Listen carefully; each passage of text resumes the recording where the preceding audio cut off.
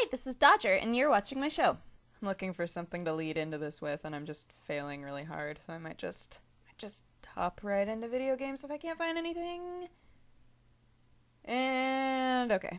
So remember when Ubisoft was like, hey, so we're making this game. We're thinking that you should have to be online at all times. I think that that's a really good idea. Like, that's not going to upset anybody. In January 2010, Ubisoft announced the Online Services Platform, which forces customers to not only authenticate on the first game launch, but to remain online continually while playing, with the game pausing if the network connection is lost.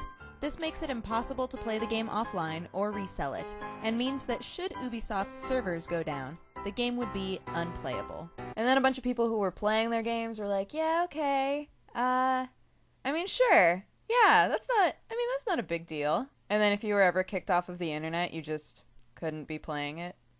I remember that. It was good times. It's really good times. So they kind of wised up. They made it so that when you're installing the game, you have to be online, but other than that, you can play the entire campaign offline. Much better. Thank you, sir. I might feel more strongly about this because I have craptastic internet, but I feel like there are more people than just that would feel this way. You know, like, on one hand, you have to say to yourself, okay, well, at least they attempted to move forward in some way. They took a chance on something and it really didn't work, and at least they're fixing it, so not a big deal. But it's weird when you have to think to yourself and realize we had to pull them back a little bit. Like, we had to pull them from 2015 back to 2011. And who knows, 2015, people probably will still be getting kicked off the internet. Although if we could create a world where there was always internet access, where people never had to deal with that would be great. Although I know that a lot of my experiencing the outside world time happens when I have no internet. So maybe it's a good thing that we get kicked off every now and then. Otherwise, my skin would probably be see-through at this point. So there's yet another game coming out that is copying the Professor Layton franchise, but people are kind of excited about it because it has a really good team going. So Yasunori Mitsuda, which is the guy who did music for Xenosaga and Chrono Trigger and like a bunch of other games, is the one who's doing the music for it. So at least the music will be good. They have a really good writer named Yukinori Kitajima. So everybody's like, well, I mean, it's a knockoff, and they didn't actually come up with a new idea, but, it might actually end up being really good, so we should give it a chance. I don't know, there's the phrase, bad artists copy and good artists steal. I'm like, I can't tell if this is copying or stealing. Maybe they're in a middle ground. Maybe they're just okay artists. I think there are good and bad things about jumping on a bandwagon.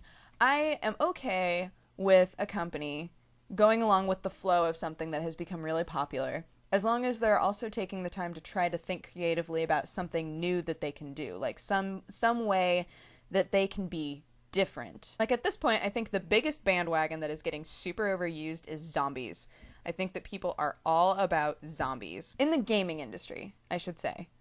Because it's happening in TV a little bit, but mostly in the gaming industry, it's zombies. And in the television industry, it's vampires. We have these two things that people are just beating to death.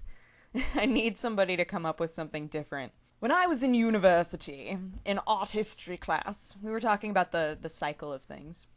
And how typically we end up pulling from history when we need a change. There will be something in the past that looks really enticing to us. And the thing that we kept talking about was, well, the next big thing might end up being extremely classical. Wouldn't that be awesome, though? If, like, the next big thing was us revisiting Jane Austen. I mean, it's already started happening, like, with the Jane Austen zombie and sea monster books, which are so funny. I love those books, by the way. But I don't know. I could totally see that happening. I think we've reached a really strange point societally where we like to make fun of romance. Like, we're not so much about the romantic existence and the storyline of two people finding one another. We're more interested in mocking it. I would like to pose a question to you, my forum. What makes a game an indie game? I was reading an article on Gamasutra where they were talking about how the existence of indie games is really blurry now, because originally indie games were games that were not necessarily associated with big business, right? But now we have all of these strange, like, PlayStation Network and Xbox Live and Steam, and all of these ways that bigger companies are connecting with smaller companies, but the smaller companies are still independent, but they're utilizing the big companies in order to get their name out there. But Like, it's so bizarre. Like, do we redefine it? Or do we assume that these companies that are utilizing bigger companies to get their games out there aren't technically indie?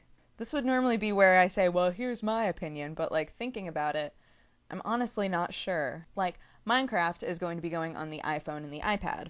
Now, does that mean that Minecraft is suddenly not an indie game anymore? I don't think so. I think that it just means that this independent company is utilizing the things at hand in order to get their game out there and in order to create more buzz about their game.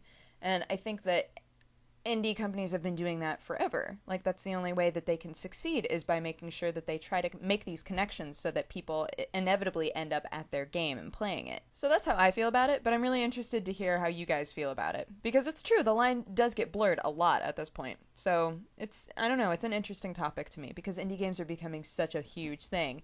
I don't know, I love video games, like video game development and like the politics around video game development. I don't know if you could tell, I enjoy video games. P.S. Side note to this entire show that I've created. So yeah, that's my show. If you have a response to anything that I talked about, you should leave a comment or a video response or something fancy and fantastic. A link to a horrible picture, I don't know.